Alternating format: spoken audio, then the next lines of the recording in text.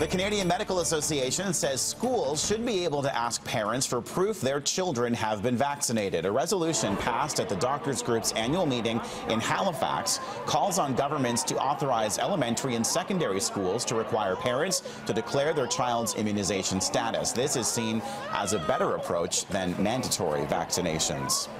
Canadian researchers have carried out the first large-scale study of the genetic diversity of cannabis. The study found cannabis plants are often incorrectly labeled. Indica-type plants are believed to produce relaxing and sedative effects as opposed to more stimulating sativa-type plants. Canada is a global leader in hemp production and also has 25 licensed producers, supplying about 21,000 Canadian patients with medical marijuana. Understanding cannabis genetics and evolution could help in better breeding efforts for both crops. Our work, we hope, will lead to maybe some genetic tests or some diagnostic assays that will allow cannabis and marijuana-type cannabis to be named accurately, to have a known ancestry, and hopefully this will provide sort of more standardization of the plant for patients who are using it medically. St. Paul's Hospital in downtown Vancouver is conceiving a plan to build what could be BC's first non-hospital birthing centre. The centre would be in a separate building adjacent to the new $1.2 billion hospital.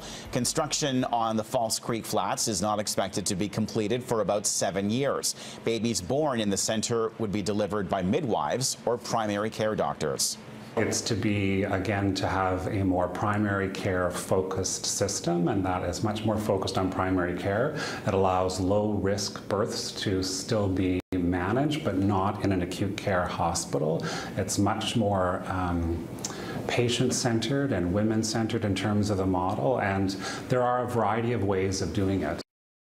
A unique collection of showbiz memorabilia was auctioned off in Richmond. The collectibles came from the estate of Hugh Pickett.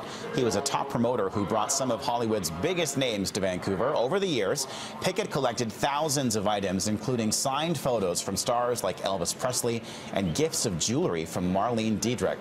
He died in 2006.